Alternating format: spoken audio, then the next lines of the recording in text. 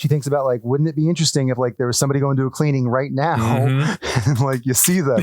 Like I was just thinking like, you just wave to them like, hey, how you doing?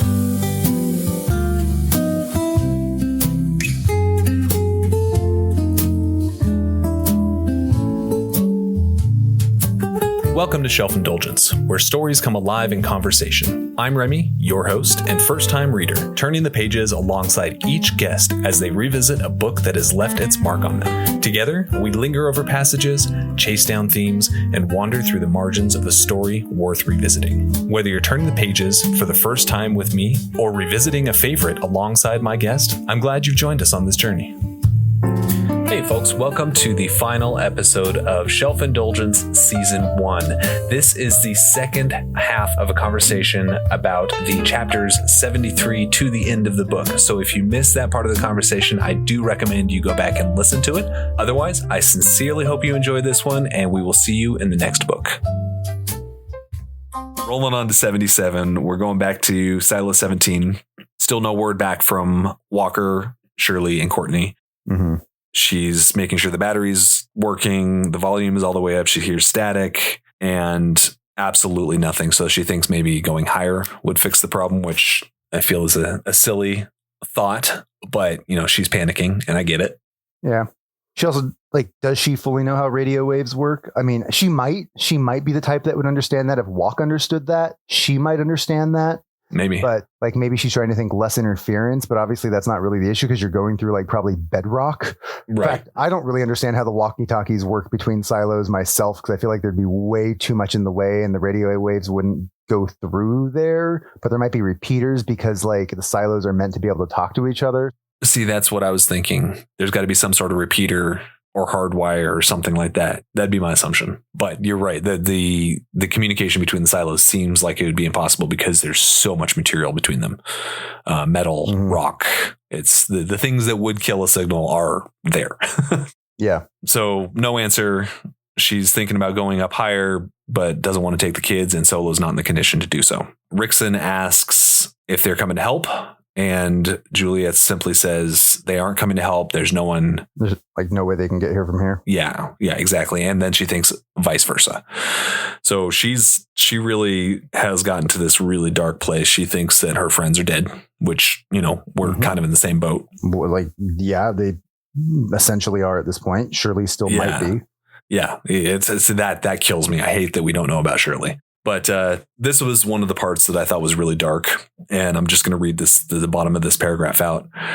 Her life was now going to be one of mother to these orphan children, kids who had survived merely because the people who had been left, the people who had been committing the violence on each other didn't have the stomach to kill them or the heart, she thought, which, I mean, that she's not wrong, but Jesus Christ, that's dark. That is... you're bringing kids into a world like that, a dead silo, and knowing that they're going to have to live their entire lives, as we talked about earlier, without any other people around them and basically fighting to survive with no future. Yeah. I can understand the idea of oh shit, I had a baby. This baby should not be in this world and needing to kill it. And that's a hard decision. But when you think about what you're doing to save that baby from the pain, I can see the logic behind it. I couldn't do it though. Of course I'd be well, fuck, I had a baby. I guess this baby's going to have a shitty life. Sorry. I'm going to do the best I can to give it a better life. Even that, it feels like the parents weren't thinking about because there are 5 of these kids. Yeah, that's true. If they are siblings, they did it once, twice, 3 times. I mean, they said, fuck it. These kids are going to exist. There's 5 kids, including the baby, right? So the parents 6 are 4, including the baby. Regardless, that's... Oh, is it 6 including the baby? I hadn't picked up on that. Yeah, I thought 6 there were including 2 the younger baby. kids.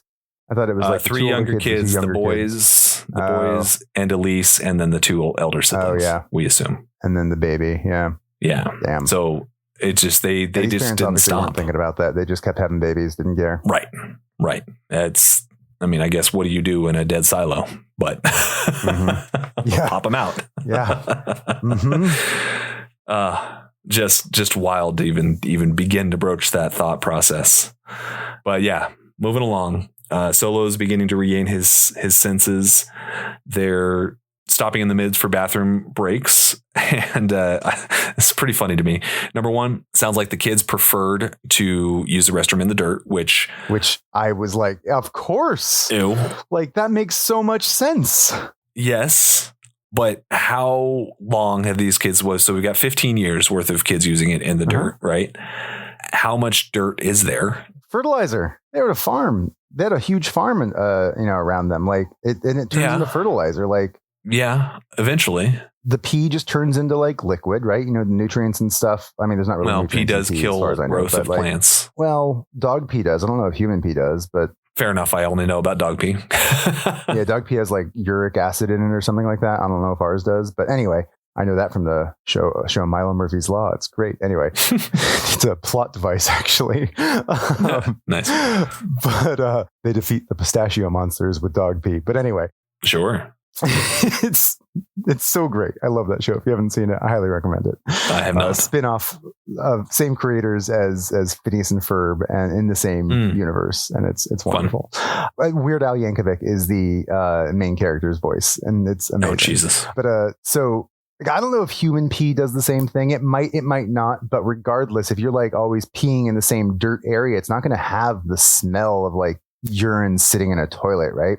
And then your poop is going to be turned into fertilizer. It's going to break down and help the plants grow, especially if like like mix it in and stuff like that. Like it might stink because fertilizer stinks, but I think it would be a much better situation than just having like shit sitting in a metal can with no water. In the apartment, yeah, of course. Yeah, no, you're not wrong. It's a better approach than Solo's, but still feels like with 5 kids that would get real gross real quick. It might get gross, but like I don't think it would. I think that is like the right way to do it. Like you bury your poop in the woods, I'm granted it's a lot more woods than you probably have access to in the farms, but I think it would be the sort of thing where like that poop isn't just sitting there festering or whatever. It's actually being part of the ecosystem. It's like contributing.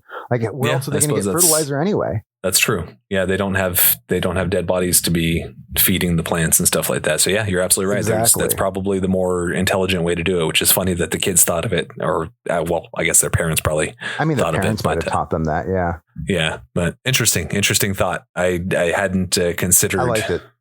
Yeah, it works. I hadn't considered it either. Like I hadn't even thought like, oh, that's what Silo should have been doing, or Solo should have been doing. Solo. Right. First time I've done that. I've done it so many times.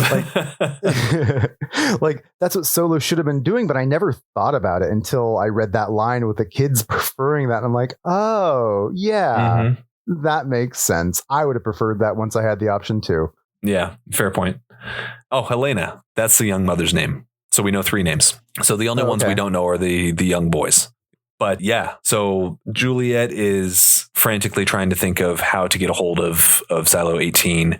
And she thinks about the radio behind the cage in the hidey hole that the keys have never been found for. Yeah. So she's going to send the kids up with Solo so that they can take a slower path. He doesn't look good still, but she's going to depend on him anyway. And she's going to make her way up to IT. And it seems like the kids are enjoying the trip up. It looks like they're nothing but excited to see new parts of the silo. And this is where they're coming to grips with there being only 2 adults left and neither seeming all that bad. That was kind of cute. Right. I really also like the fact that she pointed out how the kids were just like, they're unaware of what's going on the other silo. They're unaware at this point of other silos. And they're like kids, for them, man. this is an adventure. This is just fun and exciting. Yeah. Like I get that. Yeah, totally.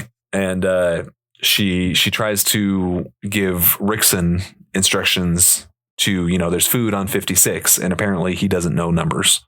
62, I think is what she said, unless they changed. That's another number that was changed. I mean, maybe. Wait, there's food on 56 is what she says. Oh, maybe 62 is something else though. Must have been. But I know that's when he comments on numbers. Let me find that in my book to see if we've got another discrepancy. I'm curious. Like what's with you and changing numbers? Oh no, yeah. She says there's food on 62 in my book. There's food on 56. She said numbers. Rickson shook his head. I don't. Damn it, Hugh. Why are you doing this to us? 56 to 62. Maybe this was because like he recognized that he had given the level a meaning and like retconned and went, oh wait, no, that didn't make any sense. Yeah, there must be something else going on in 56. or 62. Yeah, that's probably exactly what it was. Also, again, I have to apologize. I have a puppy and she is in a mood at the moment. I can hear her, so hopefully you can't. I can't hear her. I can't, but can you hear mine? She's been playful for the last 10 minutes. She occasionally pushes buttons and I hear those, but whatever. Yeah, the buttons, yeah. But like I've been tugging with her on the couch, like here, like she's been like cute. Brought her frisbee over to me. I've been tugging with her while we've been talking, and her tennis ball she's been squeaking on. She really needs a walk. I haven't given her one yet today. Oh, poor baby. Well, hopefully this won't be too much longer. Take as long as we want. She's fine. But once she's done, once we're done, she's getting a nice long one. She'll be nice. Happy. Nice. So Juliette is heading up. She's again relying on Solo to get them up to 56, which is or 62. It feels risky with his condition. Yeah, right. Mm-hmm. But what else is she going to do? She needs to get to the radio. So she leaves them. She's pulling herself up mostly by her arms because she is, again, reminder, so on the verge of hypothermia and exhausted. She's at the next landing and she's thinking about the insert that prevents her from having kids and how that's not the case with the kids having kids. And she says, I'm just going to read this section out because it's weird to me. Some of these items are strange to me. So she says, such things made more sense in light of Silo 17. So much more about her previous life made sense. Things that once seemed twisted now had a sort of pattern, a logic about them. The expense of a wire, the spacing of the levels, the single and cramped stairway, the bright colors for particular jobs, dividing the silos into sections, and breeding mistrust. Now, with her current situation, I understand the breeding mistrust. The rest of them, I don't feel like she would have a perspective of, I understand why this is the case, unless she's thinking about control in general, which I think she's thinking about control in general. I think she's like finally realizing that all of this is meant to be a way of stopping shit like this from happening because you have a limited space. She now knows all of the stuff that Bernard knows. Maybe not all of it because she hasn't read the order or whatever, but right. But like she's now understanding the concept of control and why they need control and limiting population and like keeping information from traveling so people don't have ideas, so people don't start thinking about all of this stuff. And she's like kind of worked it all out finally. And it's like this, oh shit, like all of this, all of the things I've questioned my entire life and been like, why? She's like, oh, I kind of get why. I like the line that follows this. It turned out some crooked things looked even worse when straightened. Some tangled knots only made sense once unraveled. I think that kind of like explains that thought process of like once she understands why things are all crooked and twisted up the way they are, like when she sees them out laid out in front of her, she's like, oh, I get why they did that. I don't agree with it, but I get it. Yeah. And then I think I don't agree with it is the important part there, because I think this is what really gets her on the path of thinking what the silo would look like if truth were told. Right. Yeah. So this begins her journey down that path, which is really vital later. But I feel like I understand that she's grasping with the control and what that means and why and all that jazz. But once you break down those individual parts, I feel like I'd still have that resistance that like, no, that's bullshit, which I think is what she ultimately comes to, is why she wants to open the silo up to truth. But it's an interesting thought to examine the trees for the forest and still be okay with them. Does that make sense? I wouldn't say she was okay with them necessarily. I never got that impression from this section. Understanding them, I suppose. Like she, right before the line that I read, it's like, it was all designed. Like she said right there, like right after what you said, the breeding misinformation, it was all designed. She'd seen hints before, but never knew why. Right. This empty silo told her, the presence of these kids told her. And I think it's just like that.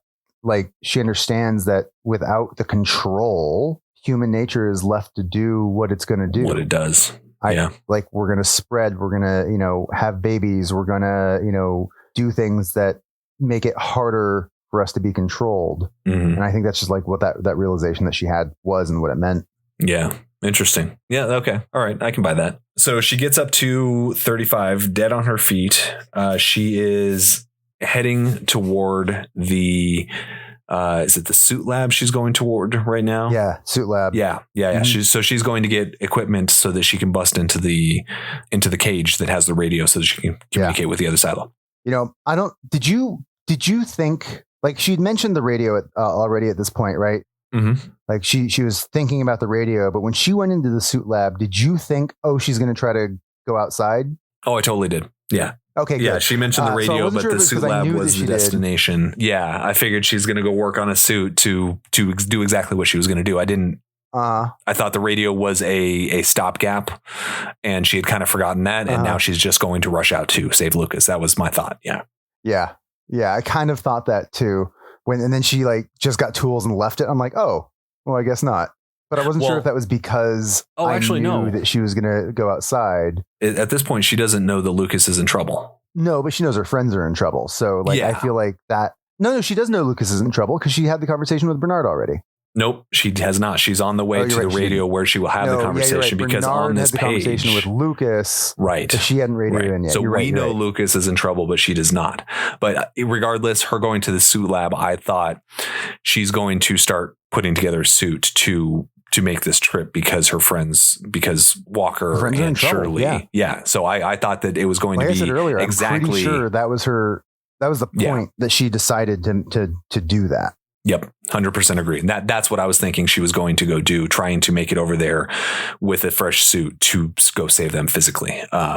Not even knowing Lucas is in trouble. So him being in trouble certainly escalated that, I think. Yeah. But yeah, she gets up there and she even mentions right here, she's thinking about everyone that she needs to help out with. She thinks about calling Lucas and it's like, nah, Lucas is fine. He's locked up and safe. She's got all the time in the world. Yeah. She thought that he was safe and like, yeah. She thought she's just going to save her other friends at this point. Yeah. So she's like, I'll call him later. No problem. And then she grabs the bolt cutters and the small sledge and moves away from the suit lab. So she is on the way to bust into the cage. She collapses when she gets there, hits her chin on a rung, which, ow. Yeah. The way I read that is like she went to go down, didn't have any grip, and slid down the entire ladder. Oh, that sounds awful. That sounds so fucking painful. Hits her shin on the sledge. Like, God, she is so beat up. But through a lot of effort and a lot of pain, she's able to cut the lock and get her fingers in there, pry it open. She says, screw the keys. She gets in, rips the door off, and is able to turn the radio on. Static rising in the speakers, buzz filling the room, and she turns the pointer to 18. I like how she does. I like the phrasing here. Juliette smiled, exhausted, turned the pointer to 18. Home. She grabbed the mic and squeezed the button. Says, Walker, are you there? This next little part, she had mentioned earlier Lucas wanting to talk elsewhere because this room was uncomfortable, right? Uh-huh. But she then goes to say she saw what Lucas meant. This was comfortable. Am I reading that wrong? Or so she's in the area that has the radio. No. Yes. She is in the room that has the locked up radio that Lucas didn't have access to. He could only talk to her with a switchboard, which wasn't as comfortable. He wanted to talk where it was comfortable. I was reading that backwards. But he couldn't because he couldn't have access to that radio. He was like, I wish I could talk to you on the other radio. Because it looks comfortable. Yeah. Got it. Okay. So I was reading that backwards. I thought he had access and it was uncomfortable, but she's in such a state that it is comfortable. But I read it wrong. Okay. I mean, just maybe making sure. Both. Maybe it's not truly as comfortable as like he said. Like maybe it's more comfortable than sitting on the chair in front of the switchboard. Well, the wooden chair that he won't actually sit on. Yeah. Yeah. The one he straddles because he's afraid to break it because it's so old. Yeah. Which such a great detail. If I had a chair that was 300 years old, I'd probably be afraid to sit on it too. Oh, for sure. 100%. Absolutely. A material that I know is irreplaceable. Absolutely. I wouldn't touch that shit. I don't want to be blamed for it being broken. Yeah, right. Man. But so she calls out and a voice responds, is this who I think it is? And she knows it's not Walker, but she's too fuzzy and quite honestly fucked up at the moment to put it together so far. She says, this is Juliette. Who is this? And the voice responds, I need radio silence. All of them off now. Bullshit. Like anyone's going to turn that radio off. I'm listening. So I forgot that Billings kept his radio on, and I kind of just assumed that these are all his people. I feel like they would have been like compliant. Like in my mind, I was just assuming that they all listened. I'm sorry, but even if I am Bernard's most loyal subject, I am brainwashed. I have drank the Kool-Aid. I'm in. Juliette, the person that just caused this entire fucking shit show, comes on the radio. True. There's no way I'm not listening in on that conversation. That's fair. Not a fiber in my body would be able to turn off that radio. I'd turn it down, but I'd be listening 100% of the time. I mean, same, but we're also those curious people. Yeah. And that's true. He gets rid of the curious. Like he gets rid of the curious people and he only takes the loyal. So I don't know, like maybe, but Billings is somebody who like I pegged as not curious. He's somebody who I pegged as not that type of person. And yet he's the one that keeps his radio on. So I don't know, either I was wrong about him or I think that like in this situation, anybody would be that curious, not just the curious people. Yeah, absolutely. And that feels impossible that other people, and obviously Peter's not the only one, because for him to make the switch, sure, that makes a big difference, of course, because of the situation he's in. But it feels like there's more as we get into the book, that sounds like there's a little bit of resistance left over, but not much. Mm-hmm. At least that's the way I read it. I read it as he was worried that there might be resistance and he had to make the decision, but I doubt that was actually the case. Probably. Okay. That would make a lot of sense as well. His follow-up is, you shouldn't be transmitting on this frequency. You should be put out cleaning for such things. What a dick. Like, what a little fucking weenie. Like, that's such a petty thing to say. The fact that he said you should be put out to cleaning made me think that maybe this wasn't Bernard. Like, my initial thought was that she got the wrong silo. Right. And that like, it was somebody else saying that to her who didn't really know who she was, but like just the fact that she was doing this was like, oh my God, this is a big deal. Like, dude, just shut up. Yeah. So she realizes whose voice it is, and she is dejected. She's just like, oh God, last person she wants to talk to. It's Bernard. Right. Yeah. And she, again, puts aside all of her thoughts of revenge and just no more fighting. Just want the world to quiet itself. And I really respect the character for that. It's like, you could have just railed on this man. And she wanted to. Oh, yeah, she did. But he goes on to say, speaking of cleanings, tomorrow will be the first of many more to come. Your friends are lined up and ready to go. And I believe you know the lucky one who's going first. God, I hate this man from the get-go. I have hated this man, and I feel so justified in doing so. Like, even knowing his justifications, even knowing his reasons and why, like, which I think, as we talked about last time, like, gives him more humanity. Sure. He's still a piece of shit. He is. He's absolutely, I mean, the fact that he bought into that thought that he has to murder people. Yeah. And the fact that he revels in the twirl when people first see the illusion, and the fact that he's giddy about sending Lucas. I mean, this is what it sounds like. Oh, and I guess the first, like, fuck off, dude. You're awful. You're just scum of the earth. And he goes on to say, imagine my surprise. Imagine when I found that a decent man, a man I trusted, had been poisoned by you. I do love her response. You'll burn in hell, which I love it. Love it. But I do love that his response is undoubtedly. It's like, okay, well, at least he knows. Like, he knows it. He knows it. He knows how terrible he is. Yeah. But then he goes on to say, also hell. So I guess hell is a concept that made it through into the silo. Yeah. The clergy. I mean, we've got those in the silo. Yeah. So there's another place. But yeah, he goes on to say, an ID with your picture on it, a pretty little bracelet, which, dumbass, it's a watch, and this wedding ring that doesn't look official at all. I wonder about that. So did he actually know about her and George? I think he knew. You think? I think like the I wonder about that was like I know. Like, why do you think I killed this man? Or I don't know. Maybe not why, but like, you know what? I think that was kind of like his little like. That could have fed into it. He knew. He fucking knew. That could have fed into his murder. You know, not only are you doing this, but you're also keeping secrets that shouldn't be kept. Yeah. But I suppose she probably would have been caught up in that like as well. outside of what you're supposed to be doing. Yeah. Yeah. Which is probably also why he was so anti her being sheriff, because he knew that she was like-minded. He knew that she was that type of person. He just hadn't had a reason to get rid of her yet. Yeah. She hadn't made enough waves. She was doing her job. So her response to this is, what are you going on about, you twisted fuck? So good. Twisted fuck. I love it. And of course, his response is that he is talking about Lucas, wondering how long he's been talking to her, and admits that he finally figured out what you did last time. Those idiots in supply helped you. Your friend won't get the same help. So when he goes out in the morning, you can be sure he gets nowhere near those blasted hills. Yeah. So yeah, that is such a huge drop for so Juliette's already thinking shit's gone bad, and now the one person she thought was secure and safe is on death's row, basically. Yep. And that's got to be.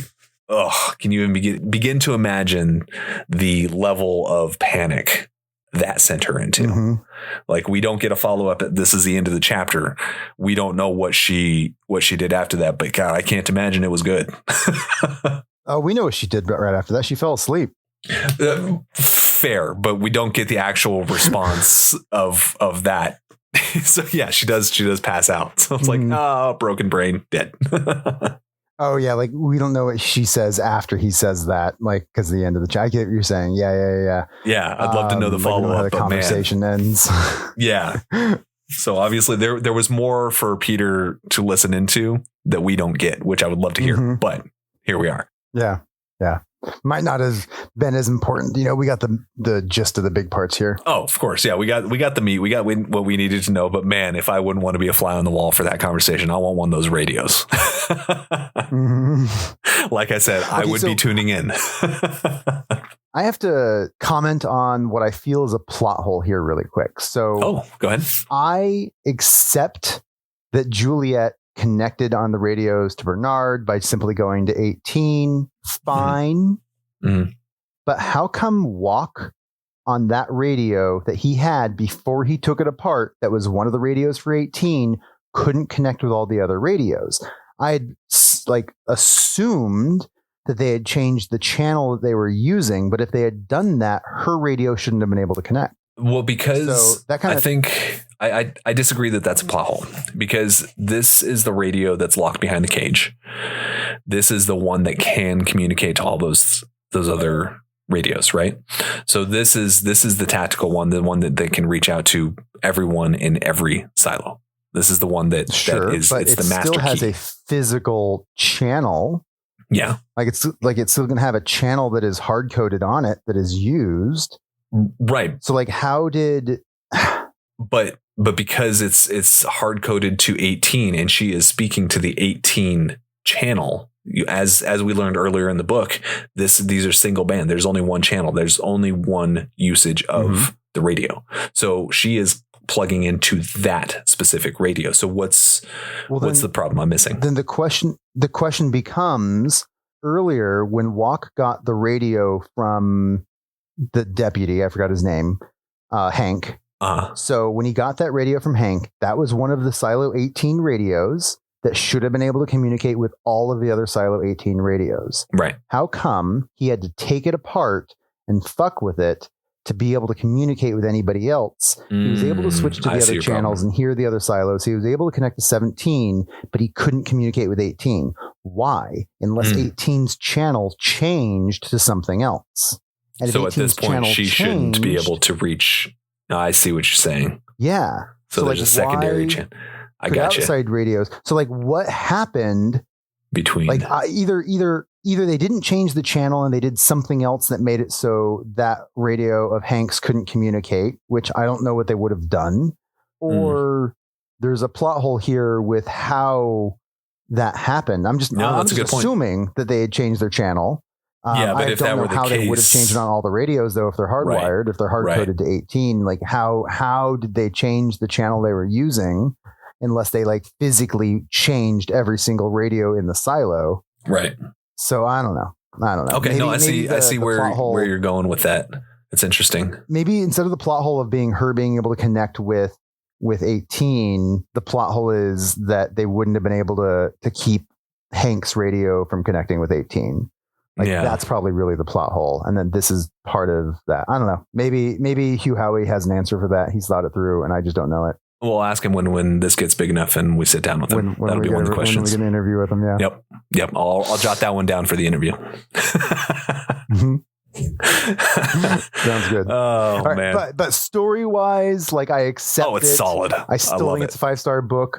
Even though 100%. I don't fully understand how that would have worked, I love the connection, the communication, the you fucker. Twisted fuck. It pushes the story forward in a beautiful way. No, I completely agree. But yeah, there is a weird hole there that now that you mention it, I can't quite grapple with it without putting some serious thought into it. It's interesting. Yeah, we'll just suspension of disbelief for that one. Yeah, I'll ask Hugh when we sit down. That sounds good. I look forward to the answer. But moving on to 78, back in Silo 18, or I guess.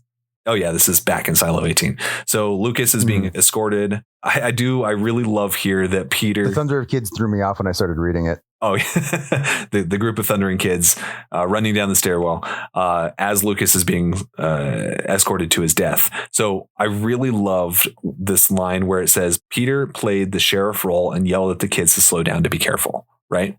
So that was one of the first things Juliette did. Mm-hmm. When she got the badge. She did, yeah. Yeah, which I thought was a really fun little parallel to bring back from so early on the book when things were quote unquote normal. But this is also where Peter is looking over the edge and contemplating suicide. Yeah, and you're right. It's the same exact sentence as the corkscrewing through the earth, senses vibrations like cosmic string, like a single strand of DNA at the silo's core. Also, he might know DNA because he's been reading all the books. Yeah. Yeah. But would they really know DNA strands and what they would look like? He's one of the few people in the silo that might know because he's maybe read about it. But I think that might have just been more of a Hugh verbiage versus necessarily exactly what he was thinking. That's interesting. I hadn't considered that he wouldn't know what a DNA strand looks like. That completely flew past me. Although, yeah, you're right. He would be one of the few people, because I'll bet that there is information about DNA and things of that nature in the hidey absolutely. Hole. And probably illustrations. And that could have been one of the random things he stumbled on. Yeah. And he's the sort of hey, that looks like a staircase. That would have been pouring through and remembered that. And he probably would have absolutely connected it. Right. That's interesting. Yeah. I hadn't even considered that. Oh shit. I just realized something fun about the show. In the intro, the intro credits thing where you're not actually showing the show. They show the staircase and they make it kind of look like a DNA strand. Oh, and that's fun as hell.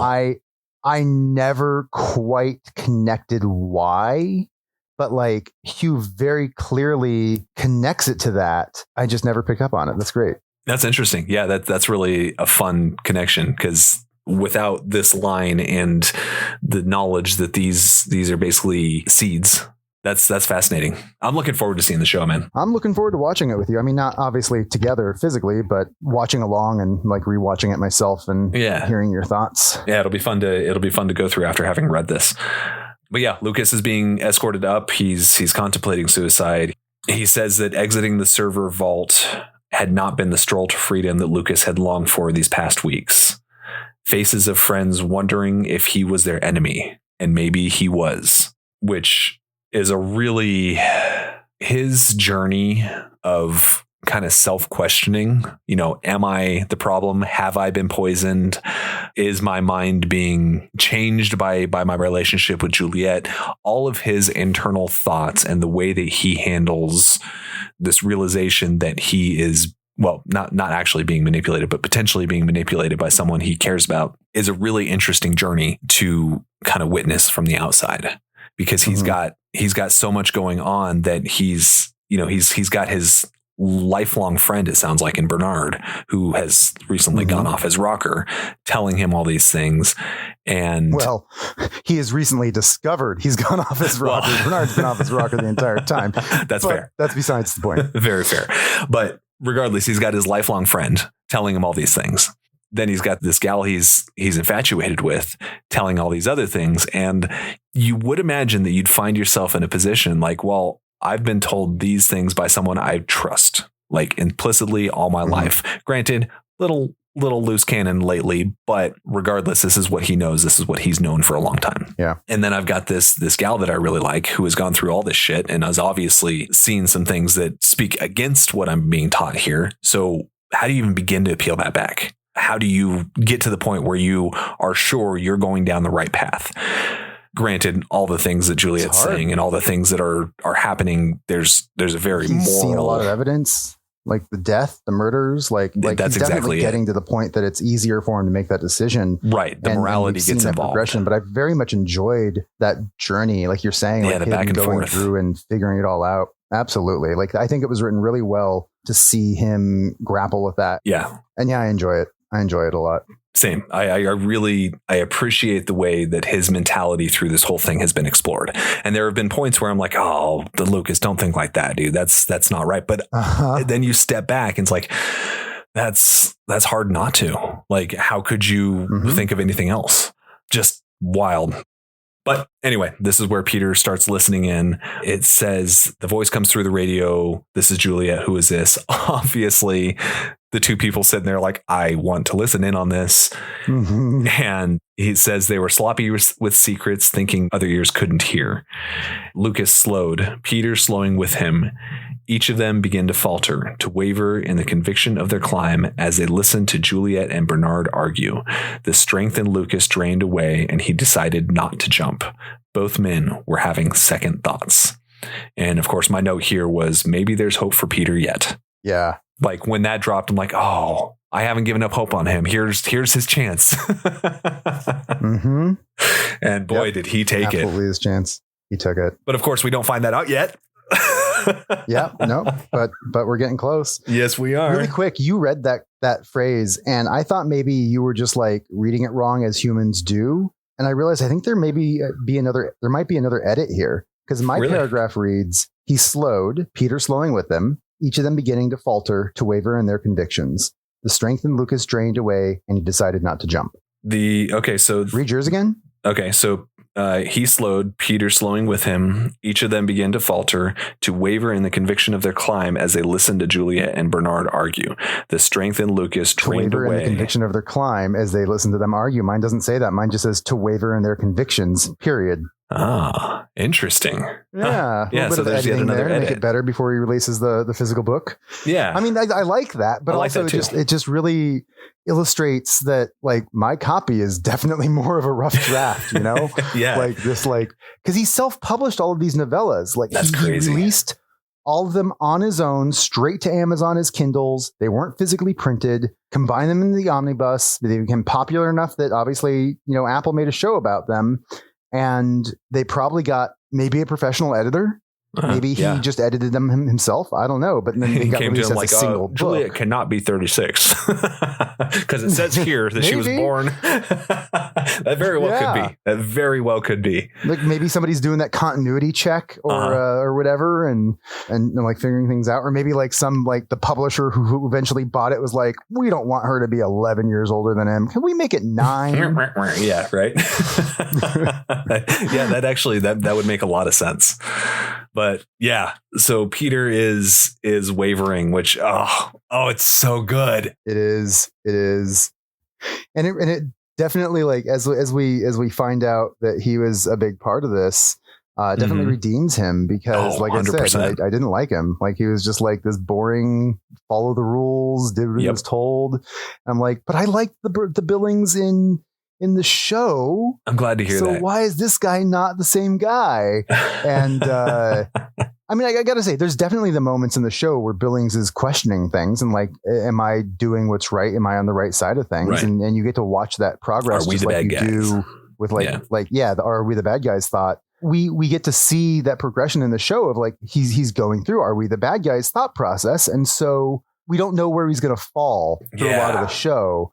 But I liked the character and the way he thought about things. Like, it's hard not to spoil the show because you already know what the character does in the book, so you can assume what he's going to do in the show. Sure. And so I can't really like say, oh, well, I'm not going to tell you what he's going to do in the show, because you can guess it on your own. Sure. But, but like, whether he says the good things or the bad things, I said I like the character, so you know. But I like that we get to kind of see that in the show, but it happens a lot earlier in his character arc than it does in the book. Obviously, here we are really close to the end, and he's finally having that like thought process and actually kind of becoming a character a little bit. Yeah. Yeah. So I'm looking forward to seeing what happens to him in the second and third book. Looking forward to seeing his character expand and become a more loved character, because I'm stoked that I'm going to be honest right now. I remember all of what happens to get to the silo, like the all of the drama of like creating the silo. I remember that pretty well. And I remember the very end of the story, how it ends, but I don't remember the middle part. All the meat. I don't remember like the individual characters and like how they get to that point. So I'm looking forward to rereading it again. That means the read through will be a lot more, I think, engaging. You not remembering all the details. I mean, I didn't remember a lot of this one either, but like it came to me as we went. Sure. At least I kind of remembered like where things ended, even if I didn't remember the details of getting there. Whereas those ones, I don't remember nearly as much as the first book. I don't know why, because I liked them just as much. I felt like they were all part of the same story. But the first book, I think maybe because it was the first exposure to it, imprinted in my head stronger. Yeah, sure. That makes a lot of sense. I'm looking forward to it. Anyway, rolling on to 79. Juliette is passed out on the floor. So we don't know what her reaction was. We don't know where that conversation ended, but she promptly passed out after the fact and is being woken up by Solo, who looks more alive, which is great. Yeah. Very happy to hear that, because I was not convinced he was going to make it. Brain swelling's going down, feeling better. Bleeding's probably stopped. Yeah. Yeah. So the kids are out picking rooms, which is kind of adorable. Really cute. Yeah. Hopefully none of the rooms that have the full of poop. I would assume they're away from those. It's like, oh, I don't want that one. Yeah. But yeah, Solo is still kind of reeling that there are others. And her mind is only on Silo 18, obviously. And she's thinking about all the people that are about to go out cleaning. It's basically going to be a mass slaughter is what she's saying. And this is essentially just the chilling effect weaponized. I mean, that's pretty much how the chilling effect is used normally, but this is on a mass scale. If, you think about I don't want to say olden times, but France before the revolution, there were hangings and there were, that's what these are intended to be. They're wards for people not to propagate the same issues or the same actions. So they're using that as a warning to everybody, which is just awful. So she asks Solo what day it is. He says Friday or Thursday night, depending on how you like it. It's 2 a.m. So curiosity. What day is it? If it's 2 o'clock in the morning, it's 2 a.m. and I haven't gone to sleep. That is so Friday still. Okay. Or Thursday still, I mean. It's Thursday still. Okay. So I feel that way as well. If I were to say, Thursday night, then that could be until I slept. It's been a struggle with teaching my AI that when I say today at 2 a.m. that I wanted to talk about the day before, it gets so confused. It's been hard. I've got some logic in there that I think has helped a lot. But yeah, like that waking day of knowing that like if it's after midnight and I'm still awake, but it's before 4 a.m., it's still today is Thursday for me, not Friday. Yeah. Yeah. Anyway, hard concept for AI, a little bit easier for humans. Yeah, I do agree.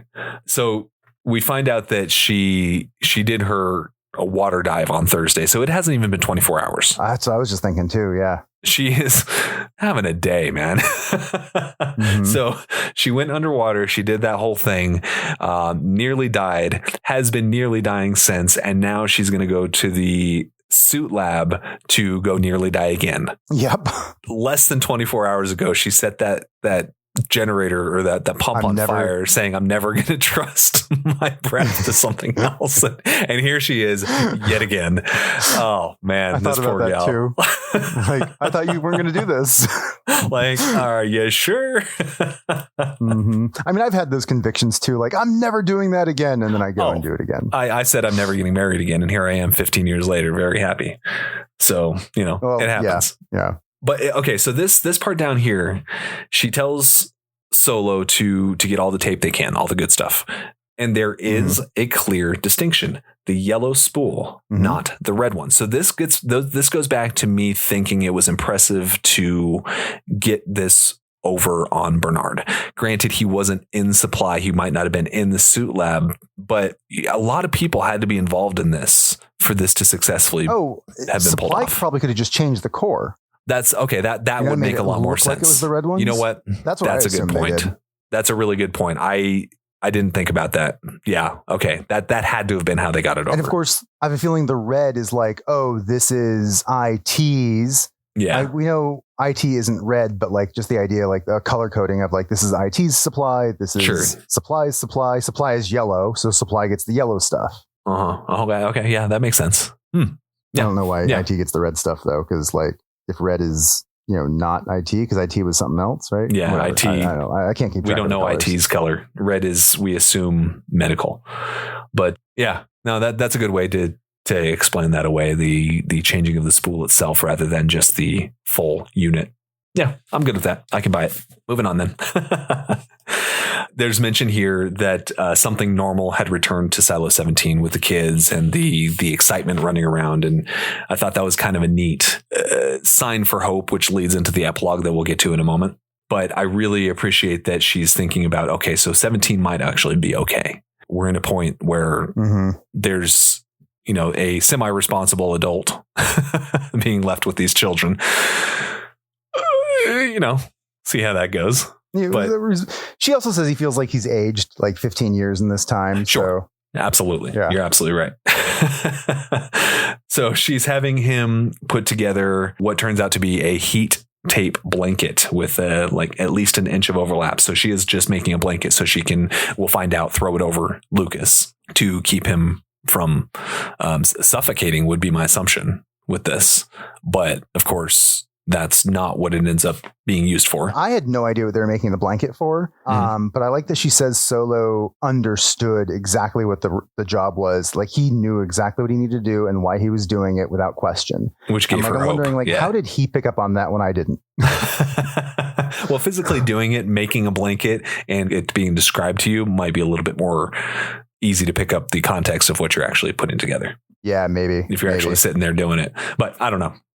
It's a good point. Quick aside. Yeah. I asked AI what the colors are, and here's what its answers. Again, AI, so who knows if this is accurate, but it says yellow supply, which we knew, logistics, inventory, stuff like that. Blue mechanical, the down deep. Silver gray, IT. White, medical. Green, farming. Red, often associated with security/deputy sheriff's office. But that's gold. So that's interesting. Sheriff's office is gold. Is it gold? That. Yes. Not the overalls. That no. The card. Yeah. I'm sure. I asked it what they wear. So I don't know. I don't. Maybe think that's right. It's I don't know. It might not be right. It's AI. It's like, it's. I feel like they would have mentioned, the gold star placed on his red overalls. I'm sure there would have been a mention of that. Maybe. And there's a lot we can of. move on. I was just curious about that. And that's a curiosity that we'll just leave because I don't think that doesn't feel right to me, but it could totally. I asked it for its source on the red for security. It said, "You're right to call that out. I don't have a solid source for that. Yeah. I'm not confident." Yeah. Okay. Well, I feel a bit better about that answer. Yeah. But what I was about to say is she's going to put together her suit and she's going to make it so that she can survive whatever is thrown at her. Basically, She goes for the smallest suit in the room because she wants to squeeze through the place a little bit better, the doors. Yeah. She had a hard time with that. Yeah. Yeah. She specifically calls out the helmet. And I don't know that a smaller helmet would exist. Wouldn't the helmets all be the same size and simply the neck hole and whatnot be different? Or I don't know. I imagine the neck hole, like I kind of assumed the helmet would connect to a specific diameter metal ring on the suit, and then just like the rest of the suit that's smaller. So I did think about that too. I was like, I don't really think that would help, but sure. Maybe they change the size of the helmet to fit the size of your body and neck. Yeah. I don't know. I'll buy it. Maybe. Probably not. But again, whatever. One of those things that's like, maybe not, but it's not our world. So maybe. Yeah. But she's also marveling at the engineering it took to make something weaker than it appeared. And that's a really good point. That's a good point. The amount of effort it would take to make things look exactly the same, but be weaker, that actually takes a lot of ingenuity and engineering. She's absolutely right there. Yeah. But yeah, she tells Solo, it sounds like she's not really convinced of it, but she says she's going to come back somehow. We're going to get you guys taken care of. She mentions that the doors to her home never open unless they're sending someone out to clean. And then Solo nodded. It was the same here back when this place was crazy, which is a great response. It was. And I love that it took her a second to realize that he was joking. Yeah. It's a good little character moment. I love it. So yeah, her plan is basically to show up and let them explain how she's alive. It's like, it's reckless. It's very Juliette, and it's fantastic. It's like, I'm just going to show up and see what happens. Like, I have a feeling my being there will cause some conversation. Yeah. I fully expected her to walk up to the cameras first, right? And just be like, look at me, I'm here. It's hilarious because she makes the journey, and she actually talks about how funny it would be if somebody on the sensors saw her coming down the hill. And we talked about that being part of the approach to Silo 17. Obviously everyone was dead, and I didn't know that at the time, but one of the things I said was, imagine being up top, just looking at the view screen, and suddenly this person just comes over the hill. You're like, what the fuck? Guys, am I the only one seeing this shit? Yeah. Yeah, right. I'm like, crazy. So what the hell's going on? Yeah. I also wonder, like, we know the mechanism of the door opening, and then like the argon gas, and then the fire to kill whatever's trying to get in. We know that mechanism. We see it happen when she's going back in. But I wonder if there's a way that they could open it without that happening. Like, could they open the outside doors first to let somebody into the room, spray them with argon gas, and then let them in, and then they fire it up? I don't know. I don't know if there's even like a system for that. Yeah, I don't know. It seems like it would be just kind of a push the button. Here's how it goes down. Here's the operational procedure that will start. Yeah. That's a good question. I don't know that would even be a thing, because it's so forbidden to open the doors. So like, you don't come back in. So yeah, there is no coming back in. There is no opening the doors and going out without fire. Why would you bother? I guess there's probably some fallback eventually, because they're going to want people to be able to leave when they figure it all out. There's got to be something. Leaving doesn't mean coming back. No. But I mean, you open the doors, interior doors close, argon, fire, and everything is closed again. So there has to be some way for them to open the doors without the argon and the fire. Doors close again, but like, they could open it without closing it, probably. Maybe. And like, have it just stay open, like with the idea of like, oh, it's safe outside, let's open it up so people can get out, and then you can go back and forth with an open door. Maybe. Yeah, but again, they had to load it up in the first place. So yeah, I don't know. That's true. Yeah. But again, is there an interruption to that? That's what I'm thinking. Is there an interruption to that process that's outside of the hidey hole? So yeah, I don't know. But yeah, so they've got 6 or 7 hours before the doors open, and her plan is to be there. She's talking about how everyone else would be watching, everyone else is watching kind of what's going on between mechanical and IT. And the vast majority of the people are too scared to take sides, which basically means they've checked out, which is something you see so frequently in situations like fascist takeovers and things like that. People sitting on the sidelines waiting to see what happens. And she does say that saving her friend is all about saving her friend. And she thinks that it'll make them come down on the right side of things, them being the majority of the population. Once they see that. And I think that would be true as well. I think so too. I think it's very logical to make that leap. Is her plan suicidal and absolutely insane? Yeah, absolutely insane. But hey, it works. Barely, but it works. Yeah.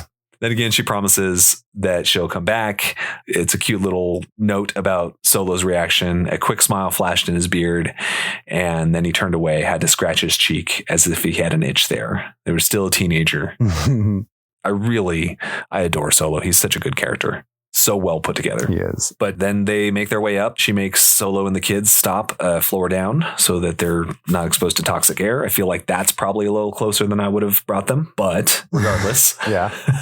Like, I still don't really understand how, if the doors are slightly cracked, always how whatever toxicness that's out there hasn't just filled the silo. But they're also making oxygen at this point still, we assume.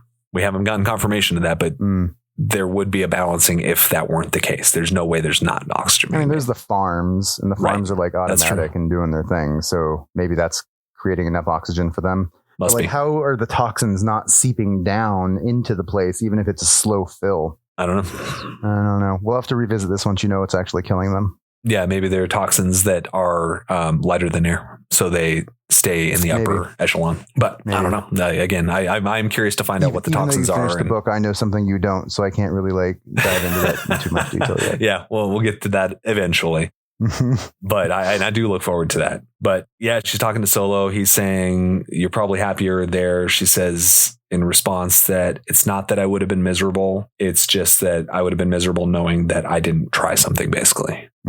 Not exact quote, but the gist. Like, I really like that she pointed out that she wouldn't necessarily be miserable there anymore, because she kind of resigned herself to that is her new home. She even referred to it at one point and thought about that. Yeah. She's like, have I gotten to that point? She's even really thought of like Solo's her friend, right? And she's thought of herself as this adoptive mother to these kids, including Solo, which I thought was adorable. Yeah. And that's what she's gotten to the point. She really believes that that's going to be her home. And so when she says, not that I would be miserable here, I believe it. I really believe, she's not just saying that to appease Solo, to make him happy. Like, she means it. Yeah. It's very sweet. It's a great parting to these characters. It feels final, but we know it's not, fortunately. He thanks her for everything. Yeah. And finishes putting her suit together. And she says, take care of yourself, Solo. And he responds with, Jimmy. I think I'm going to go back to being called Jimmy now. I'm not going to be alone anymore, which is so sweet. I adore him. He's such a good character. It is great. But then in the epilogue, he goes by Solo again. I know. She dead named him. Well, no, I think. I think the kid Mr. does, Solo, actually. Right? Yeah. Yeah. But I feel like, because we get it in his perspective, Solo, right? Yeah. It's like him, and he thinks of himself as Solo, I think, still, or the book at least calls him Solo. I'm like, but he just said that he was going to be Jimmy. So why didn't the kid call him Jimmy? It would have been a really nice moment. Yeah. Mr. Jimmy instead of Mr. Solo. No, I agree with you, but it's cute nonetheless. And I'll buy it. Yeah, it is. Then we're rolling into chapter 80, which is Juliette's excursion to the other silo, which is a fucking wild chapter. truly wild chapter. And I love that we've gotten used to seeing silo 18, silo 17, silo 18, silo 17. There's no indication of where this takes place because it's not in a silo. Oh yeah, it just has the two dots at the top, at least on mine. It doesn't have anything. Cool. It's where it's had silo 18, silo 17. It's got nothing. It's just blank. Meaning not in the silo all of mine have all had here, I'm going to go look at the beginning of another chapter really quick to confirm. Yeah, mine have had a bullet point, silo 17 bullet point. Oh, okay. And so in this one, it just has the two bullet points with nothing between them. Oh, wow. Okay. Yeah. Mine is cool. Just, I like that. Yeah, it's fun. So yeah, she's making the trek, trying to ignore the dead around her, wishing she could pretend they were boulders. She picks her way across the landscape, the dead seeming sadder now than in the previous hike because she shared a home for a while, which is a really kind of sad and sentimental way to look at it. But I feel like that would absolutely be the case. Oh, I agree. Like when I read that, I was like, oh yeah, you have a connection to these people. You have a connection to the people that were the survivors of what happened. Yeah. You know the story. You lived in their home. Have a lot more feelings about them. Yeah, it's a strange connection, but I really appreciate that he called that out. And that she tried to avoid stepping on them. Yeah, right. I mean, obviously she's going to try to avoid that anyway. Sure. But the respect that she tries to give them that they deserve now, instead of just they're in the way. Right. Absolutely. And she says she wishes she could do more than feel sorry for them, which is a really I love it. Yeah. And then the clouds are mentioned, and it says speeding clouds hung angry and gray, which we've heard mentioned the clouds before, but I don't like the way he wrote this. The speeding clouds hanging. It's got to be one or the other. That really bothered me. No, you can have something hanging and swinging. Speeding clouds hung angry and gray. That indicates they're moving quickly. They're not falling, and they're staying still at the same time. That's what that indicates. Hung doesn't mean they're staying still. No, I suppose, hung means that it's not falling. Yeah. Yeah, exactly. The way that bricks don't. Yeah, exactly. Exactly like that. Hung in the sky in the way that bricks don't. Yeah. But those weren't nice moving. Hitchhiker's callback. But but those weren't moving. It bothered me. Yeah. It felt like there was motion and stillness being spoken about. But you're right. It doesn't necessarily mean that it's stable, but it just felt like a juxtaposition that shouldn't have been. But beyond that, this is where you were talking about her taking in the vista around her. Oh yeah, when she like goes up and she sees all the depressions. Yeah, the part that I highlighted was, and it occurred to her suddenly with a violent force that countless others were going about their days nearby. Yeah. People alive, more silos than just hers and Solo's. Silos unaware, packed with people waking up for work, to go to school, maybe even to a cleaning, and then she thinks about like, wouldn't it be interesting if like there was somebody going to a cleaning right now and like you see them? Like I was just thinking like, just wave to them like, hello, how you doing? Come over here, I'll save you. Oh man. Yeah, imagine from that person's perspective as well. Just like I'm about to die. Holy shit, that's another person. I'm dead. Yeah, right. Terrible. No chance to really process it. No, there's nothing that they could do about it. And horrible. Then it goes on to say that Juliette had promised herself never to love in secret again. So she's thinking about Lucas and what it means to her to save him. And somehow this time was worse. She had kept the secret from him and even herself. Yeah. So it really defines that relationship. It's sweet. Yeah. They've formed this relationship. Like she's really grown feelings for him. Yeah. Even though she didn't really admit it. Like there's too much going on for her to really so much adversity. What she was feeling. Yeah. Total aside, but we just watched Speed last night before, whatever it was, the 94 Keanu Reeves classic. And at the end of the movie, Sandra Bullock says, statistically, relationships formed under trauma don't last. And the fact that I watched that like moments before reading this, it really made me laugh. It's like, oh, okay, well, they might not. Yeah, maybe not. The timing there really funny because the trauma they've been going through. Is, while their relationship was built around trauma, the spark was there before the trauma kicked in. It was, yes, you're absolutely right. There was absolutely a connection. Yeah, they were very smitten with each other. That similar curiosity that they were both like drawn to. Mm-hmm. Yeah. So she makes her way out. She thinks about the fact that no one had survived a cleaning because they didn't have help.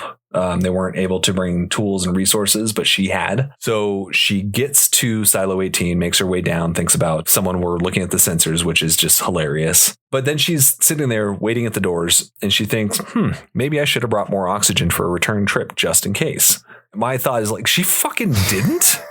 Like, what? Like she should have took as much oxygen as she possibly could because like she didn't know how long she'd be out there. Like what if she timed it wrong? What if they didn't do the cleaning when she thought?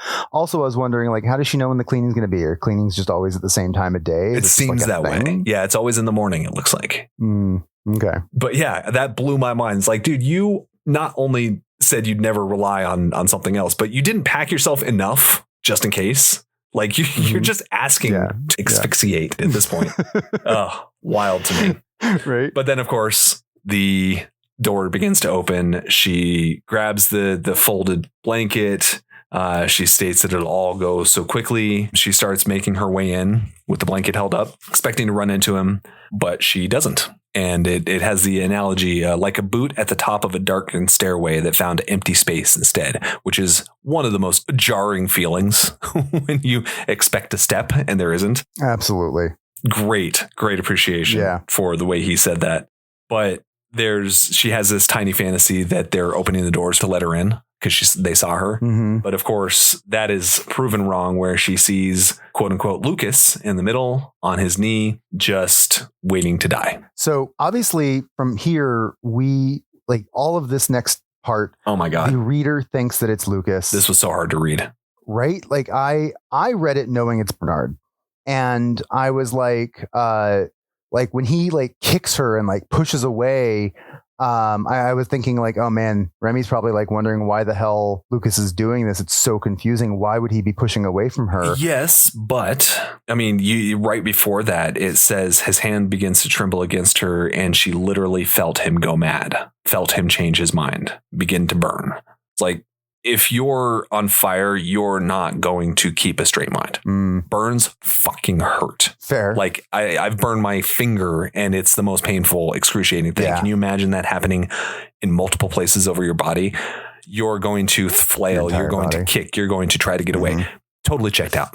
100%. I didn't think that was odd at all. Sure. So you believed it fully. I 100%. Thought it was like odd behavior because like she's got him in the blanket that's supposed to like help keep it from getting worse, and he's like, I'm going to not be in the blanket. But she's already starting to burn, and she's thinking like, this is not going to work. She's already realized that this is not going to be successful. And then he begins to burn because she's already feeling it through her heat protected suit and the blanket. So without his heat protection on his suit, just the blanket's not enough. So he's beginning to burn and freak out and flail and do anything to get away from the heat.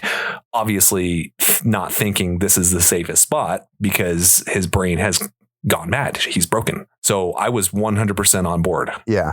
So what was your thought on why Lucas was kneeled down instead of going out? Like, why do you think he was resigned to burning? Because I knew he was already committing suicide, or he was already contemplating it. He's in a dark spot. I mean, yeah, but he changed his mind. Granted, he knew if he went out there, he was going to die anyway, right? So, yeah. You know, would you rather burn to death or asphyxiate? Asphyxiate. I can't say that word very well. But during that conversation, he had changed his mind. Yes. But like once you're being faced with going out to, it's like, well, this is where I'm making my stand. I'm not cleaning, period. I kind of feel like if it was actually Lucas, he would have like bolted for the hill in an attempt to get to Juliette and 17. Oh, okay. Yeah, maybe. That's what I think he would have done. I don't think he would have kneeled down. And so I was wondering like what a reader that was reading it for the first time would have thought about like his motivations. Because meanwhile, I'm reading it going, well, that's Bernard. And clearly Bernard knows that he's not going to survive. So he might as well just make it quick. Right. And so Bernard's just like, well, what's the point of going out and cleaning? Yeah. And that's kind of where I thought it was Lucas's last stand of denial. Maybe. You know, I'm not going out cleaning because Juliette was the first person that they had ever seen not clean.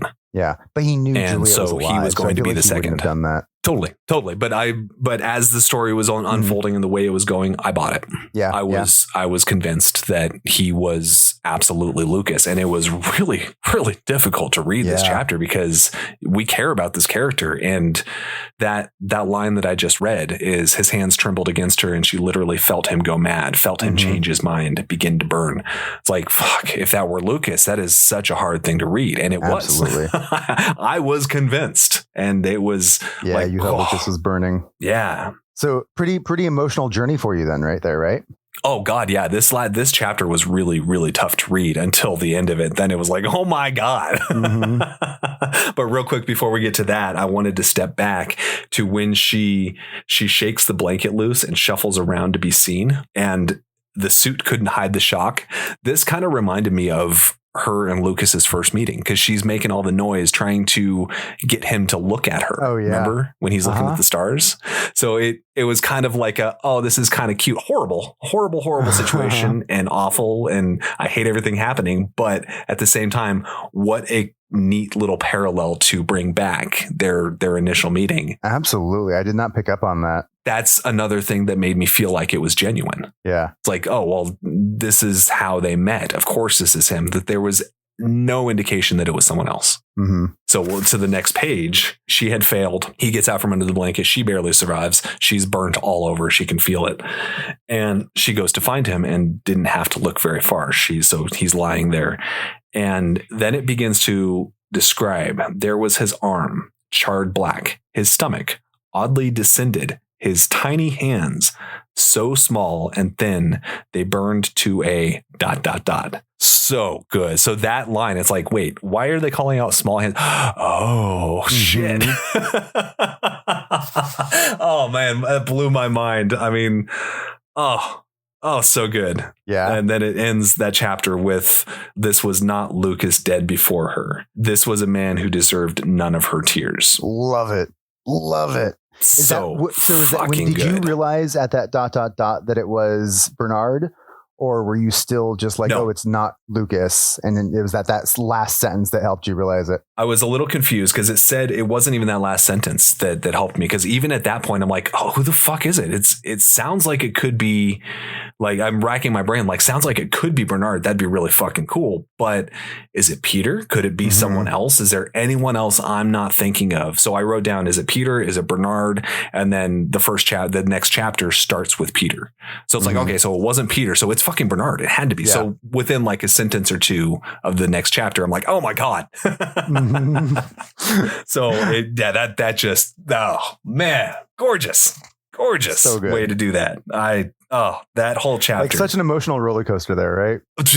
Dude, that was highs and lows as big as they get. That was so well done. But so rolling on to what is the last two chapters, essentially, and plus the epilogue. Peter is the hero. I mean, long and short, he was the one that saved Juliet's life. Absolutely. And Lucas's, and you know, and the entire he's silo, the law. Really. Yeah. So it's wild because, and it even says it was Peter, all Peter. She's being helped in. There's someone dressed like her father. So obviously she's in the infirmary. Lucas is there. Her hand is in his. It's a fog.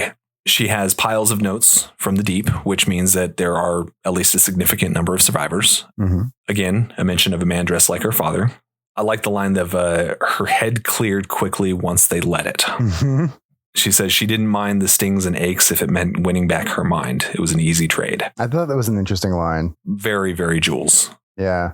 Being able to think clearly is much more important to her than not feeling pain. Yeah. I think I'd probably feel the same way. Oh, like, for sure. I don't think I'd like the idea of not being able to think, like being foggy and having a hard time processing your thoughts. That's why I don't like being drunk. Yeah, totally. But yeah, so apparently Peter has been there the whole time, and they're in an infirmary on 33, which is an interesting note. And I'd be curious to learn more about that in future books if it does expand. Well, I can tell you right now, this is something they've actually talked about in here. IT, you enter on 34, but it takes up 3 floors, one above and one below. So 33 is part of IT. Right. So they have an infirmary in IT.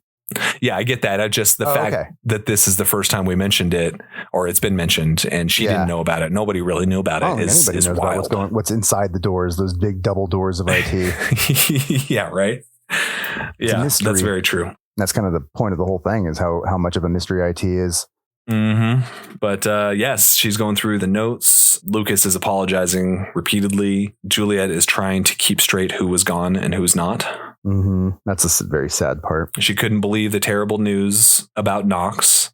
She wept for him and Mark. So I suppose it doesn't say that she found out about Mark here. Yeah. So I could be wrong. She could have known, but I don't know how she would have. I mean, Lucas didn't know Mark. Yeah.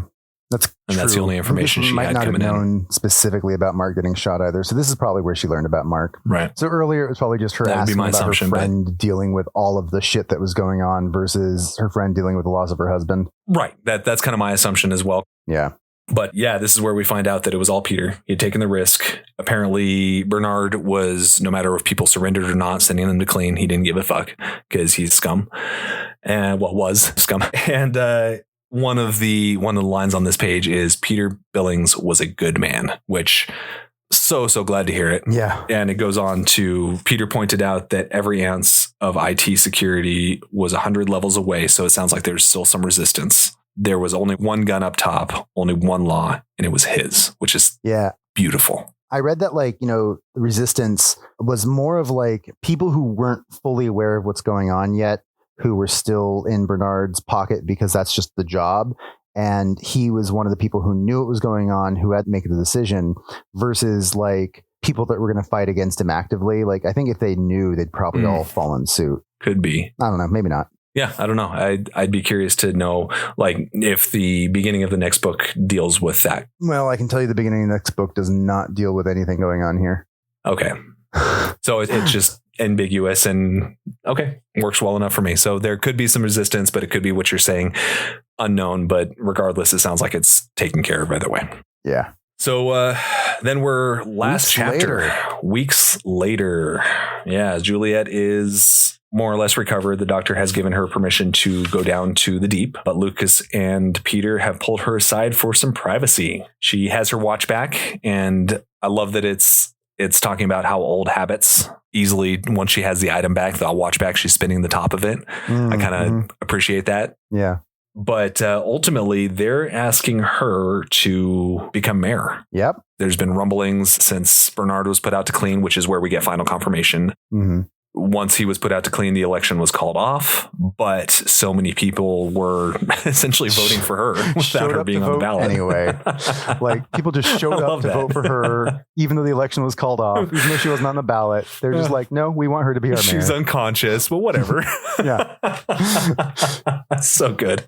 I really enjoyed that too. Like, you know, the heartwarmingness of like the community being like, nope, she is our savior, essentially. Like she's the one that like, she's like their Jesus. She died and came back to life. Dude, right? Oh God, when you put it in that context, that's wild to think about. Cause you're absolutely right. She is the person that showed them the way, the Neo.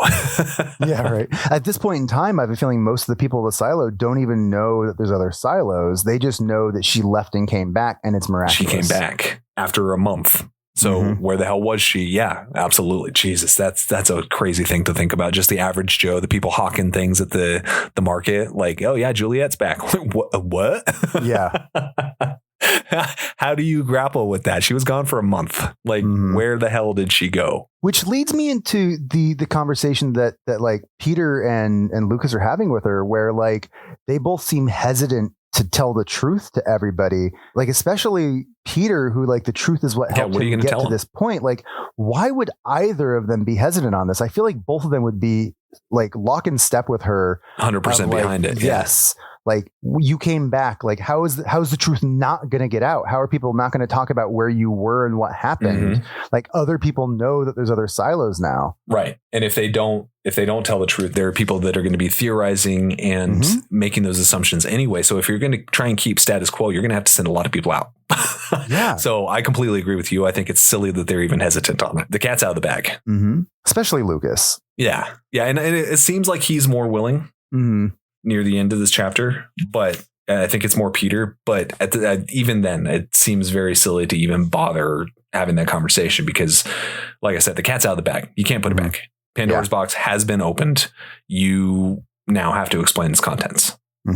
Exactly. Or people are going to theorize or revolt against you. Like this is not a difficult situation. Yeah, it's just going to repeat everything if they don't go that way. Right. So like the fact that there's even a conversation about it was like, no, I think they'd all be on board. 100% maybe agree. Not. Maybe like Peter's not that type of person. He's just like, I know that Bernard was a bad person and there were lies and she's still alive and that's a big deal. And that's all that he really needed to know to do the right thing. But he doesn't necessarily, he's not like the thinker, you know, he's not the one that thinks through and has ideas as we talked about. Right. He's not that person. He's a good man, but he's not the curious guy. That's true. We know that. Otherwise, Bernard would not have chosen him. Maybe that's why he's just like, I don't know what's best. I'm just nervous about it. Yeah, that's fair. And that's kind of the stance that he's taking. He's like, I don't think that's the right way to go, but let's talk about it. At least he's open to it. Yeah. But I do agree with you. It seems like there would be no real conversation beyond the how of it,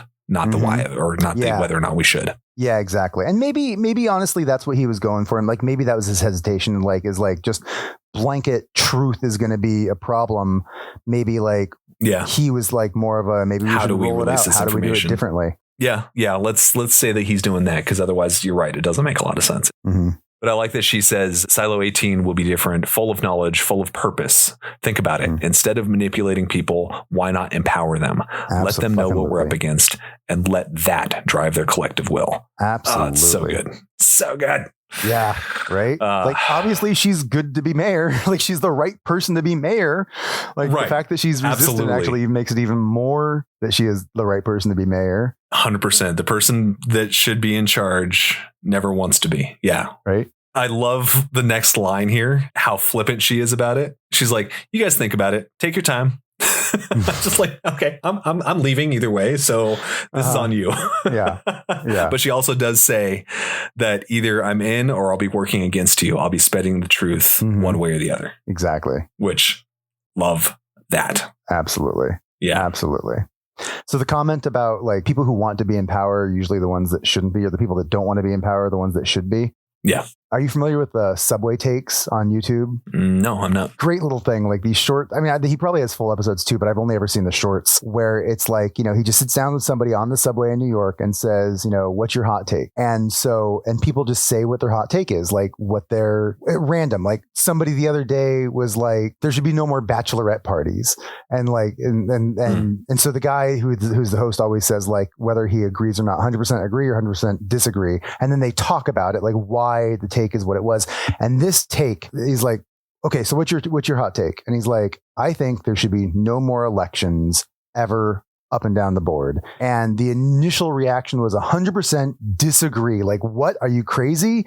And then their little like back and forth was quickly like, I can't understand how you'd think that at all. And both of them like were like, I can't understand how you would think that. And then once the guy explained it, he's like, but here's the thing. He's like, what are you afraid of? That things are like, you're going to get the wrong people in charge? And he's like, yeah. He's like, because it can be any worse than it is right now. He's like, well, good point. Mm-hmm. And then he's like, but here's the idea. Like if you put the random guy like lottery style in charge that doesn't really want to be there, it's going to be a better person being there of the person who doesn't actually want to be there. And I really love that idea. And I love that take. The mentality of putting people in charge that don't want to be, treating it like a jury service. Exactly. That's the way to do it. And that's what the guy who did the hot take was saying. He's like, kind of like jury duty. Yeah. I think it's really interesting. We trust people sentencing people to their life or not. Mm-hmm. Why not? Absolutely. I think it's better than a career politician. I think I don't know that I actually agree with putting that in the practice, but I love the concept of it. I mean, like right now we are at the bottom of the barrel. Absolutely. But yeah, so they want her to be mayor, and she's only if it's my way with truth, 100%, which I love. And finally, after an entire book of buildup, Juliette and Lucas kiss. Yeah, it was nice too. It was actually really well presented, well described, very sweet. Lucas is, as a young man would be, kind of embarrassed and awkward, and it's adorable. Mm-hmm. And I love that he was like still unsure of it. Like he was still nervous despite everything. I know, it's adorable. He's a young man in love, and we've all been there. Oh yeah, and we're morons. Mm-hmm. But so she says she's heading down to go see her friends and family, and she's on her way out, and she starts heading up. And Lucas is like, well, what the fuck? And she's like, I'm going to go see my dad. Yeah, that was such a good way to end this. Such a good way to end that. And like, yeah, technically ending the book, right? The epilogue is theoretically the true end of the book, but like the idea of like the concept of the less book, than a page long, is like, this is the way to end the book. And I love that. Now, I got to say, when she was about to go up, I was like, oh, is she going to go back to Silo 17?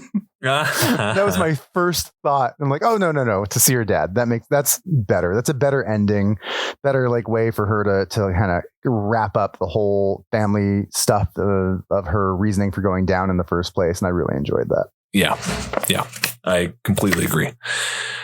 But speaking of the epilogue, Elise is dancing down the stairs and counting, which I think is kind of amusing because she's younger than her older brother that does not know numbers. But I think she's learning. It's been several weeks. Yeah, totally fair. So in fact, that's probably like her getting excited about counting too, because she was so excited to say 32. Like, oh, look, I can count now. Well, and the fact that it means the water's going down. There's certainly of course she's excited about that, and that's the true excitement. But I think like there's probably like that extra little bit of like 32. Like I know the number. Oh, that makes it cuter. Yeah. Okay, that's my headcanon, even if that's not the truth. Well, plus she's like 6 or 7, right? Adorable. Because she's the one with the loose tooth. Yeah, it is. That's exactly who it is. But the fact that her brother is twice her age and doesn't know numbers at all, couldn't even accept the fact that she was telling him 56 or 62 or whatever the hell you had in your book. I know 62, yeah. And so I really appreciate that they chose the younger sibling. Maybe it should have been Rickson. Like, I can count to 32 now. Yeah. But adorable. Mm-hmm. So the water is receding. The pump worked. Her jerry rig job worked. And she says, everything's going to be great. Mm-hmm. And this adorable little response from Solo knowing that Juliette is, of course, going to love hearing that as well. And he thinks everything is going to be great as well. Mm-hmm. And it's just a wonderful, wonderful close to a wonderful, wonderful book. So good. I love it. This easily slots itself into my favorite books. Oh, that's wonderful. I was actually going to ask you about that. Like when we were in the middle of this recording, I kind of had the thought of like, so would you consider this a favorite book? But I didn't want to like get into it till the end. Lead the witness. Yeah, right. It makes me really happy that you feel that way. Like we've obviously gushed about the book throughout this entire recording of the podcasts, and clearly it's been an enjoyable journey. But I wasn't sure like how enjoyable it was for you if you like level it up to some of your other favorites. Like I said, it's one of my favorites, and like there's a reason. There's a strong reason. For sure. There are a lot of strong reasons. This book's got so much going on. It's got that apocalyptic itch scratching. It's got that sci-fi. It's got the horror elements. It's got great characters, great writing, very, very descriptive writing. It's very well crafted. And you can tell that Hugh Howey put a ton of thought into everything. Even the small things that we kind of picked at, nobody is reading the book like this. True. Nobody's trying to pick it apart the way we are. So even those little things that we thought, and just fantastic. Mm-hmm. I absolutely love it. And I hope that Juliette is able to share a warm soup with Shirley at some point. I hope so. Like I said, that's my headcanon at this point. Yeah, same. There is one thought that I had that I wanted to kind of, it struck me while I was reading the last chapter, and it's about the hidey hole and all the information left in the hidey hole, right? It's supposedly got all of human history. Yeah. But I'm highly suspect. Yeah. The types of people that propagated this, we know that they purged information. We know that they potentially burned books. We know that they did not allow certain things into the silo. That can't be all of human history. You're probably right. You know, I mean, they talk history about like is written by the victors. Exactly. Yeah. They talk about like, we are the ones that did this. And so, and the population had to be homogenous. So like they probably would have definitely either written the history in such a way that it makes the other people look like the evil monsters, savages, or whatever that history often does. Or just omitted it. Or omitted it completely. Yeah. I'll bet slavery had been omitted. Probably. I'll bet, horrible, horrible things. If homogenous is being defined and we're taking it for the literal definition, Martin Luther King probably wasn't mentioned. Well, probably not, because they again, like we're taking homogenous. Well, no, when we read the definition online, it was just like of the same mind, right? It wasn't necessarily the same skin color. So, but you think of those type of people, and what is that mindset typically lean toward? Racism. And bigotry. The U.S. is pretty historically racist, and I wouldn't be surprised if they like kind of glossed over all that sort of stuff and kept those sorts of people out. Yeah. I mean, our current president is trying to make that glossed over as it is. Yeah. So people that went to this kind of extreme, there's no way in hell they would include that kind of thing in our quote unquote official history. Would have excluded things that we have done as a country to marginalize people. Like none of that's going to be in there. It's terrible. Like, so even in the best case scenario, they get out, they reform society. Huge swaths of our history have been deleted or modified, and we would never know better. Never be none the wiser, which is just a horrible, horrible thought to leave this whole wonderful ending on. I get what you're saying. We can bring it around. We can end with something better. But like Lucas read about some atrocities though when he was reading his stuff. He did. So I think that like maybe not everything would be taken out. Plus, there's all the wonderful, beautiful stuff that I'm sure that would be in there. Like they probably kept all the science and stuff like that. Like sure. Kept all of the beautiful things of the world. Yeah, it's just the things of our history that we're ashamed of, which is a problem, understandably so, because that means we're more likely to repeat it, like not having that's there precisely to protect us. But I'd like to think that, and this goes back to I don't know that he originated the quote, but the Ricky Gervais quote that I mentioned before about like, you get rid of all of the books and stuff, what's going to come back is the science, and the religious text is going to be completely different. And so I do wonder if we're kind of seated with the science, we're seated with the things we have learned, what society would get built from that. And I would like to believe, I'd like to be optimistic that especially people like those of Silo 17, led by people like Juliette, yes, that it would end up being a world that is one that I would like to live in, the one that is better. And I do agree with that. Where they think about things. And actually, that's one of the questions I wanted to ask, kind of like coming into the end of this book, is like, where do you see this world going from here? Well, the way that Juliette is kind of positioning Silo 18 and of course 17, she's going to have to contend with Silo 1 at one point. Yeah. She's planning to blow the doors off of the secrets to all the silos, which she can at this point very easily do. She has to be careful about the way she does it, though, because if she doesn't do it right, then like that's going to kill an entire silo. Exactly. Yes. That's where I was going. It's like she could blow the door open on all these secrets to everybody right now. Just go up to that radio, go to Silo 2, say, hey, guess what? Other silos. Go to Silo 3. Guess what? Other silos. Yeah. But to do so in a very careful manner is going to be vital. Yeah. So I'm really curious to see how she approaches it. But I think ultimately that is the goal. I think that seems like that's her end goal, is to take the fight to Silo 1, because they're the people that are really still propagating this secrecy and lying to their populations. Yeah. Do you think they're gonna dig into 17 and start using that resource? I think that Solo is going to get to the diggers eventually, and they're going to connect those two silos, and I think they'll probably move people in. And yeah.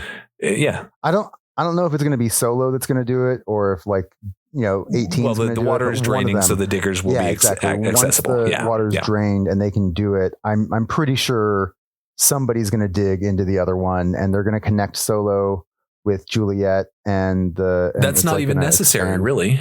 They've got the quality tape. They can walk back and forth between these places now. They can clean that place up and really just connect the silos. Although doing so risks contamination, because as we talked about, there's not really an easy way in unless they change stuff. And that's what we'd have to find out, is if they're able to even change that, because you still want the argon, you still want the fire, you still want the things to purify. Yeah. But she knows for a fact that she can go over there, and if she gets low enough, takes off the suit, she can survive the trip to and fro.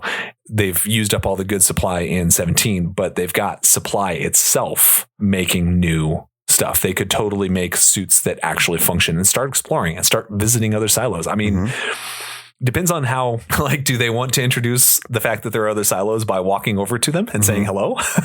Yeah. Or do they want to start with voice? I mean, I'm really curious to know which way they went with it, or which way he went with it rather. And man, I'm stoked to dive back in. It sounds like such an interesting world of possibilities. I'm honestly really stoked to read the next two books too, because like I said, I don't really fully remember them. I just remember how it ended. And so I want to figure out how we get there. I want to remember how we get there. I'm sure it'll all come back. I can't wait to go on that journey with you, man. Yeah. We're going to do it on the podcast, because I'd love to. Yeah, dude, absolutely. I think there are going to be two guests between you and what is the next one? Shift. Yeah. Two guests between you and Shift. Sure. Which the next one I'm reading is The Name of the Wind by Patrick Rothfuss. So looking forward to that. The Name of the Wind. And then I think Devil's Colony is the next one. I don't remember the author for that one. Yeah. So, and then we'll do Shift, and then we'll do two books between, and then we'll do Dust. I think that sounds great. I don't know if I can wait that long, but I'll do it. I'll wait. Sorry. You'll just have to read the books that we're reading alongside the podcast. And I can tell you for the show, season 2 definitely ends with the whole Juliette coming back to the silo. I won't tell you the specifics of how that turns out, because obviously the show's a little bit different and it has different things going on. So, but that's where it ends, just like this one did. Okay. So we could watch the show that's out, season 2. Yeah, we can watch 2 seasons of the show, and we wouldn't get too close to spoilers of book 2. There's nothing in seasons 1 and 2 that isn't in book 1. Hell yeah. Okay. I'm excited to hear that, and I want to talk to you more about that offline. Sure. So I definitely want to explore that a little bit. Cool. Want to do that before we read book 2? Possibly. That's something I want to talk to you about. All so we'll explore that a little bit. But yeah, ultimately that was incredible, man. What a phenomenal book to start this podcast off with. I'm so happy. I'm so happy. And thank you not only for bringing that book to the podcast, but the hours of conversation. It's been fucking fun, man. The insights and the laughter. And I appreciate you being the guest on the podcast, the first guest on the podcast, and bringing me this wonderful story to begin it with. Just couldn't thank you more. Yeah. Like I said, I'm honored to be your first guest. I'm honored to have done this with you. And honestly, I don't want it to end. So I'm looking forward to doing it again. Like, I'm sad that I'm so glad we finished the book and we finished I'm so glad that you got to finally get to the end of this story and you got that conclusion and that we've gone on this journey together. But I'm sad to have it be done because I've been really enjoying this. I look forward to doing more. I know. Same. Yeah, man. I'm really looking forward to the next book. And guests, listeners, I hope you enjoyed as much as we did. And I genuinely hope to see you not only for the next book, but for the second in this series and the adventure to continue. I'm just loving this process and cannot wait to see where it goes. And I look forward to hearing the next journey you have with the next guest. I'm looking forward to being a listener. Fantastic. Well, again, thank you, Michael. Thank you, listeners. Thank you, everybody. This was a ton of fun, and we will see you next season. Hello, folks. Once again, I wanted to thank you for listening all the way to the end of season 1. I will be taking a couple of months between each season, so we'll be back before you know it, or you're listening to this in the future and we're already back, and I hope you enjoy the next book, which is, again, Name of the Wind by Patrick Rothfuss. Take care, and we will see you next book. Thank you so much for spending your time with us between the covers of today's story. If you'd like to help keep Shelf Indulgence alive and growing, you'll find our Patreon link in the description. Your support helps write the next chapter. A rating or review wherever you listen also helps other readers discover us and means more to me than you know. Most of all, thank you so much for being a part of this journey. I truly hope you'll keep turning the pages with us. Book by book, story by story. We'll see you next time.